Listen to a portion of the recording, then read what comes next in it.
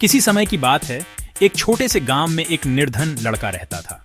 उसका नाम अर्जुन था।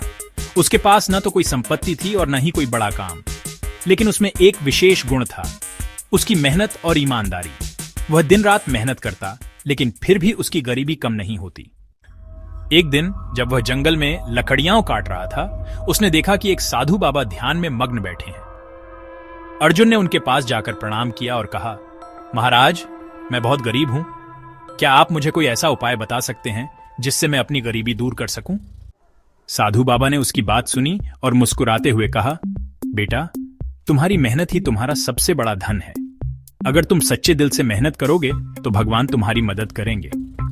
फिर उन्होंने अपनी झोली से एक छोटी सी मुड़ी हुई लकड़ी निकाली और अर्जुन को देते हुए कहा, यह लकड़ी तुम्हारे लिए एक वरदान है।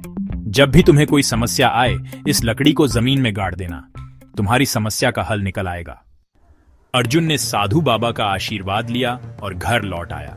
कुछ समय बाद गांव में एक बड़ा संकट आ गया। नदी का पानी बढ़ गया और कई घरों में पानी घुस गया।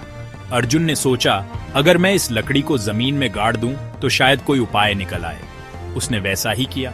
अगले ही दिन नदी का पानी कम हो गया और गांव में कोई बड़ा नुकसान नहीं हुआ।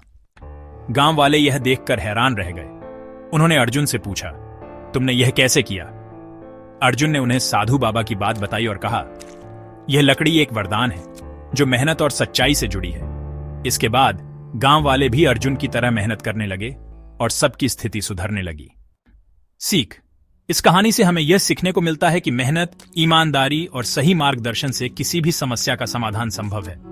साधु बाबा का दिया हुआ वरदान केवल एक प्रतीक था, जो अर्जुन की मेहनत और विश्वास को दर्शाता है।